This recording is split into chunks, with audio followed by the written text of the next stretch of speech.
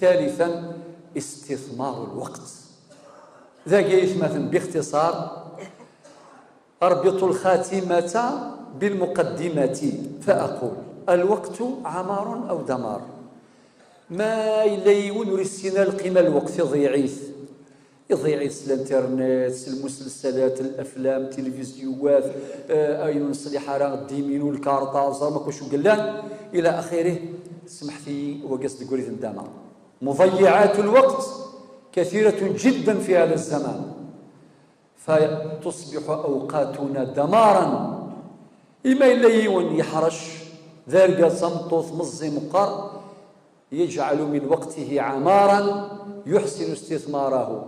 أولا بالعمل بمقتضى ما نص عليه القرآن والسنة. ذكرنا قبل حين: وسخر لكم الليل والنهار. ذكرنا: والعصر إن الإنسان لفي خسر إلا الذين آمنوا وعملوا الصالحات وتواصوا بالحق وتواصوا بالصبر.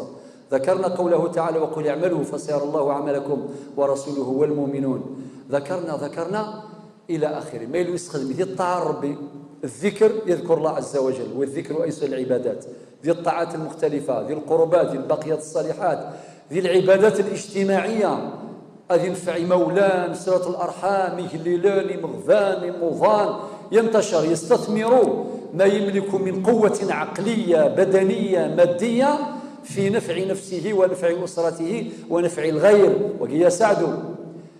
وكذلك في التحصيل العلمي، القراية ثمسني.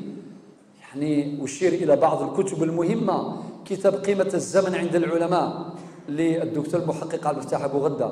كتاب آخر أيضا نفس للمؤلف نفسه اللي هو صفحات من صبر العلماء على شدائد العلم والتحصيل. ونقرأ تراجم العلماء الناجحين. الإمام الطبري نهار اللي ما تحسبوا له التلاميذ نتاعو عدد الصفحات 358,000 وأكثر من الصفحات اللي خلفها.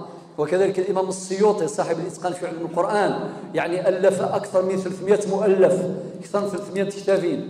ونسمي دي حوج إنك لما حججت اسمي سوى من زمزم إنك سألت الله أن يرزقني مرتبة كمرتبة الإمام البلقيني في الفقه، ومرتبة كمرتبة الإمام الحافظ ابن حجر العسقلاني في الحديث. يعني الإمام تاج الدين السبكي صاحب جمع الجوامع يسعى 44 سنة يجادل ميراث اجتهاد. الشيخ رزق الشرفاوي وين في سمان الجمعاقي ذي العالم القرآن. سي شرفان بهلول كاع الزهر داكي سمان فلاس الجمعاقي يخدم أمك يستثمر زمنه. كذلك الشيخ المود الحافظي، الشيخ سيدي أحمد بن دريس وين في خدمة فلاسطين مع مرض. نسمي الشيوخ بن خلدون، حاجة كبيرة بزاف. الشيخ عيسى بن مسعود المنقلاتي سكت منقلات وقيد العجب يحفظ الموطأ يخدم العجب. ونهضر في الشيخ نغيمار نزيك يحفظ القرآن يثم عمار في اللازي الميزيرية إلى عران إلى حفا إلى غران صغرا إلى آخره. مما الساقي سهل القراية وين يبغان كل شيء سهل، ولكن ما إلا وريك رزال الشغاليس أسرح الوقتيس واسدقوري ذندما إن شاء الله ودقوري ذندما وليون. أخيرا: الوقت عمار أو دمار. نسأل الله أن يوفقنا لاستثمار أوقاتنا وأعمارنا في الباقيات الصالحات. آمين آمين، والحمد لله رب العالمين.